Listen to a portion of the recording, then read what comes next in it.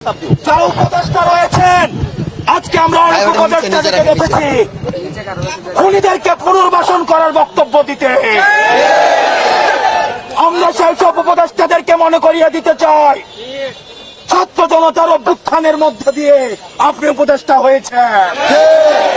সুতরাং তখন কোন বক্তব্য দিবেন, আপনার সামনে যেন 5ই আগস্টের গণভবনের চিত্রটা মাথায় থাকে। আসসালামু আলাইকুম দর্শক, দেশ ও দেশের বাইরে থেকে যে যেখান থেকে আমার এই ভিডিওটি দেখছেন সকলকে অসংখ্য অসংখ্য ধন্যবাদ। দর্শক, প্রথমেই দেখছিলেন শিরোনাম, এখন দেখবেন বিস্তারিত। এবার ছাত্র জনতা উপদেষ্টাদেরকে হুঁশিয়ারি দিল যে তারা কোনোভাবে যদি খুনি হাসিনাকে পুনর্বাসন করার চেষ্টা করে তাহলে ছাত্র জনতা আবার মাঠে নামবে এবং ছাত্ররা যেমন তাদেরকে উপদেষ্টা গদিতে বসাতে পেরেছে তেমন ছুঁড়ে ফেলতেও দ্বিধাবোধ করবে না। কারণ আজ এম শাখাওয়াত হোসেন এক সম্মেলনে আওয়ামী লীগকে পুনর্বাসন করার জন্য আহ্বান করেছেন এবং সে আরো বলেছেন তাদের দলকে টিকিয়ে রাখার জন্য যেন এইসব কর্মকাণ্ড থেকে বিরত থাকে। সেজন্য ছাত্র জনতা আবার হুঁশিয়ারি দিয়েছে উপদেষ্টাদেরকে যে কোনোভাবেই যেন খুনি হাসিনা এই দেশে পুনর্বাসিত না হতে পারে। যদি পুনর্বাসন হয় তাহলে এই উপদেষ্টাদেরকেও ছুঁড়ে ফেলতে দ্বিধাবোধ করবে না ছাত্র জনতা। এই হুঁশিয়ারি দিয়েছে ছাত্র জনতার পক্ষ থেকে হাসনাত আব্দুল্লাহ।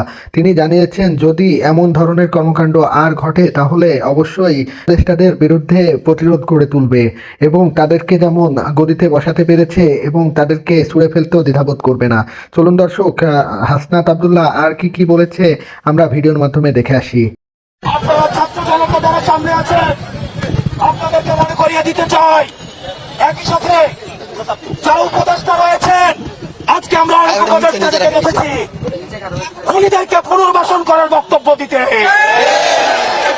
আমরা সেই সব উপদেষ্টাদেরকে মনে করিয়ে দিতে চাই, ছাত্র জনতার অভ্যুত্থানের মধ্য দিয়ে আপনি উপদেষ্টা হয়েছেন। সুতরাং তখন কোন বক্তব্য দিবেন, আপনার সামনে যেন 5ই আগস্টের গণভবনের চিত্রটা মাথায় থাকে। আপনার সামনে যেন 5ই আগস্টের পার্লামেন্টের চিত্রটা মাথায় থাকে।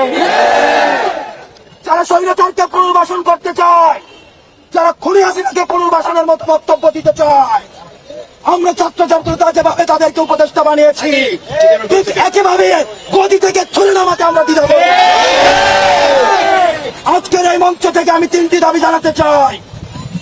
1 নম্বরে, যারা খুনিদেরকে পুনর্বাসন করার জন্য ব্যাকস্টেজে মেকানিজম করছেন, আপনাদের এই প্লটিং এর আমরা পিস্তাত ভেঙে দিব এবং আমরা বলতে চাই, আমরা সচেতন করে দিতে চাই উপদেষ্টাদের, আপনারা সচেতন হয়ে যান, আপনাদেরকে ছাত্র জনতা প্রতিহত করবে। সুতরাং খুনিদেরকে পুনর্বাসন করার কোন ধরনের চিন্তা আপনারা করবেন না।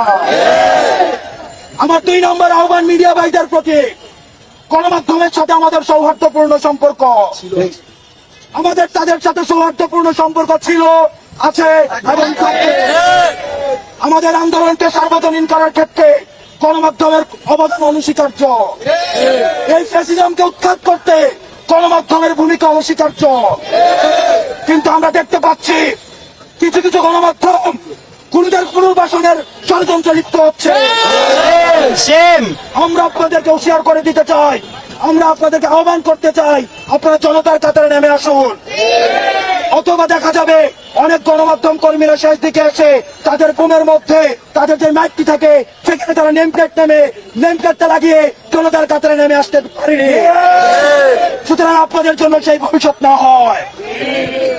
সর্বশেষ বলতে চাই, আন্তর্জাতিক অপরাধ ট্রাইব্যুনালে খুনি হাসিনাকে প্রধান আসামি করে এবং অন্যান্য যারা তার সহযোগী ছিল, এই ফ্যাসিজমের যারা ফুড সোলজার ছিল, তাদেরকে আসামি করে এই অন্তর্বর্তীকালীন সরকারের কাছে আমরা দাবি করছি, খুনি হাসিনাকে আসামি করে আন্তর্জাতিক অপরাধ ট্রাইব্যুনালে মামলা দায়ের করতে হবে। রক্তের দাগ এখনো শুকায় না, বাতাসে রক্তের গন্ধ এখনো যায় না, মেডিকেল আহতরা কাতরাচ্ছে। সুতরাং আপনাদের স্পর্ধা হয় কিভাবে আপনারা জনতাকে অস্বীকার করে খুনিদেরকে পুনর্বাসন করবে? যারা শিক্ষার্থী এখানে রয়েছেন, আমরা আপনাদেরকে বলতে চাই, ক্যাম্পাসে ছাত্রলীগের চলে আসা দখলদারিত্বের যে রাজনীতি, হল দখলের রাজনীতি, ক্লাসরুমের যে রাজনীতি, স্বৈরাচারকে ফুট সোলজার হিসাবে পালন করার যে রাজনীতি, এই রাজনীতি ক্যাম্পাসে পুনর্বাসন আর কোনোদিন হবে না, কোন দলের মধ্যে দিয়েই হবে না। দর্শক, ইতিমধ্যে আপনারা হাসনাত আব্দুল্লাহর বক্তব্য শুনেছেন। এই বক্তব্যে আমরা জানতে পেরেছি যে যদি কোনোভাবেই উনি হাসিনাকে এই বাংলাদেশে পুনর্বাসন করা হয়, তাহলে ছাত্র জনতা আবারও কর্মসূচি ঘোষণা করবে এবং আবারও মাঠে নামবে। দর্শক, আমাদের ভিডিওটি যদি ভালো লেগে থাকে তাহলে আমাদের ভিডিওটিতে একটি লাইক দিয়ে অপরকে দেখার সুযোগ করে দিবেন এবং আমাদের চ্যানেলটিকে সাবস্ক্রাইব করে আমাদের সাথেই থাকবেন। সকলকে অসংখ্য অসংখ্য ধন্যবাদ ভিডিওটি দেখার জন্য।